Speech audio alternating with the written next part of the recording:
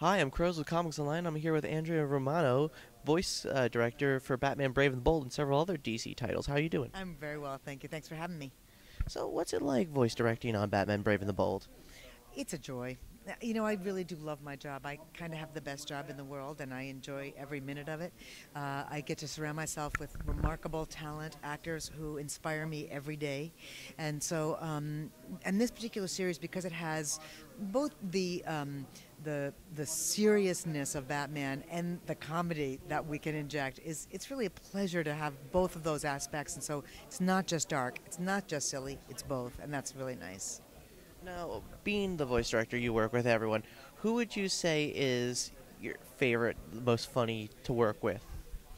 The next one, Next one? whoever the next actor is that I bring in. I'm so lucky that so many people come and say yes, because it's not hard to pitch Batman to an agent to get to an actor. You have to say, well, there's this guy, and he's this really wealthy guy whose parents got killed, and then he put on this cape and cowl, and he's into vengeance. Everybody knows who Batman is. So, and so many celebrity actors will say, it doesn't matter what project I've worked on in the past, no matter what my on-camera thing is, I will be the hero of my household if I can come in and be in a Batman episode. So it's kind of easy. Like Neil Patrick Harris. Isn't he brilliant? He's so lovely, and I adore him. And whenever he's available, he comes and plays. And we're lucky to get him. We're lucky to get him. Is there any chance he will return at all anytime soon? We have 6 more episodes to make yet that I haven't even started recording, casting or recording, and I hope that there's some way to bring him back in for something. I don't know whether it will be the Music Meister reprised or if it will be another character. You can't turn on TV without flipping to something with Neil Patrick Harris on it. The man works more than I think any other human being on the planet.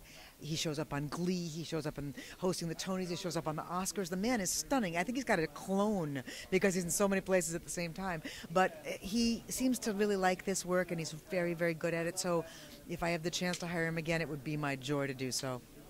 Now, you worked on, recently Batman Under the Red Hood and all the new DC stuff. What stuff can we expect to see coming up from There's if you worked on? yes, if you haven't seen Under the Red Hood yet, I have. It's amazing. It's great. I couldn't be more proud. It's just, and it's amazing because it's a very violent piece. Yes. And I'm not personally into violence that much, but it's so beautifully acted, stunningly animated, and the score, the effects, it's a remarkable piece, and it's one of my favorites. We have Superman, Batman, Apocalypse coming up. We have some terrific actors in that.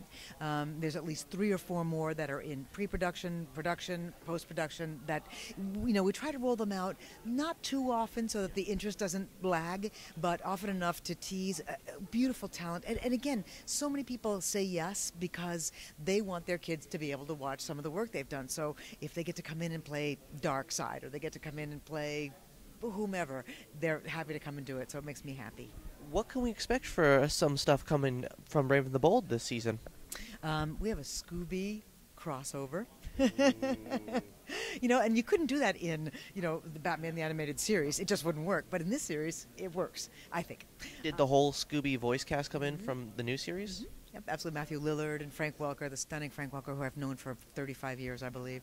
I was the casting director at Hanna-Barbera back in 1984, and so Frank and I have known each other for a million years. And Gray Delisle and Mindy Cohn, stunning.